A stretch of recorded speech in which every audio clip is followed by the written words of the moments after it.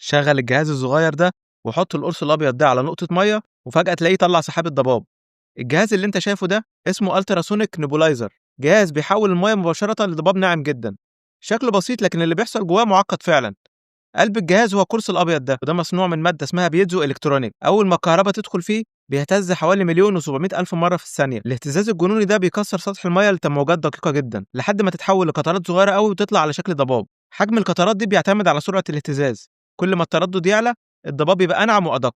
مثلا مرطب الهواء اللي في البيت بيطلع قطرات حجمها من 2 ل 5 ميكرون، لكن اجهزه الاستنشاق الطبيه بتهتز بترددات اعلى وبتطلع قطرات ادق من 2 ميكرون عشان توصل الدواء كويس لعمق الرئه. وفي نسخ دي اي واي متطوره كمان بيحطوا فيها دايره الكترونيه ذكيه سيركت فيدباك بتراقب تردد القرص باستمرار وتعدل الاهتزاز تلقائي عشان يفضل الضباب ثابت وقوي من غير ما يضعف. ببساطه شويه كهرباء زائد نقطه ميه تساوي سحابه ضباب. تكنولوجيا عبقريه فعلا، مش كده؟ واخيرا لو عجبك الفيديو اضغط لايك وشير وتابعنا وانتظر المزيد. شكرا.